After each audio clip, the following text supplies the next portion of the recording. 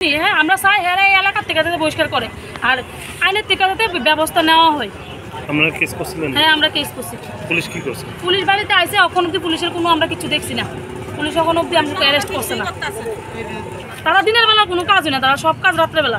তারা রাত্রেবেলা বাইরিব কি করে তারা এমনি? তারা তো মাফিয়াগিরি করে, আর কিটা করবো? ডন মাফিয়াগিরি করবো হয়ে গেছে 5-7 বছর ধরে তারা এমন করতেছে। তারা কাজ ওইটি হেরে মারবো, হেরে ধরবো, হেরে মারবো। 31 ডিসেম্বর রাত্রেও তো একজনে মারলো, মেরে কান কাটতে তানে আয়ারলেস কতদিন ভর্তি আসলো। আমার এক ভাইয়ের মাইরা দিছে, তার মাথা ফাড়াই দিছে রাস্তার মধ্যে, বাড়িতে না 8টার পরে নেশাগ্রস্ত অবস্থায় রাস্তা থাকবো, থাকে হেরে মারবো, হেরে মারবো। কেউ বাড়িতে পারে না, আমার বাড়ি এনে কাছে পিস্তল নিয়ে রাখবো সবসময়, রড নিয়ে রাখবো হাতে সবসময়। এর আগে একবার এই ঘটনাটা করছে। পরিষ্কার করে বা এরিয়ার থেকে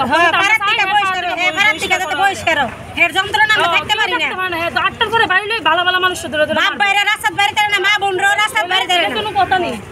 ঘটনা হয়েছে আমি বাইরের বাড়ি থেকে রাত্রে 12টার দিকে আমরা বাড়িতে যেতেছি কাজ করে। তো যাওয়ার পথে আর একজন রমজান করে ছেলে দুজন, আর রমজান করে একজন ছেলে, তারা দুইজনে আমার রাস্তায় আটকাইছে। এসে প্রত্যেকে আইসি কিতা করছি এসে চর মারছে। চর মাইরা তারা লামসি করে আমার আঘাত করছে, আর কারে একটা ফাইল দিয়ে লয়ে এসে কোমর থেকে লয়ে এসে বাড়ি মারছে। চাকু দা এমনি পুষ মারতে লইছিল, সরে গেছি গা, চাকুর পুষটা লাগছে না, মাথার ভিতরে আঘাত করছে কাঠের ফাইল দিয়ে। আর পিস্তলের দেওয়া হয়েছে, পিস্তল।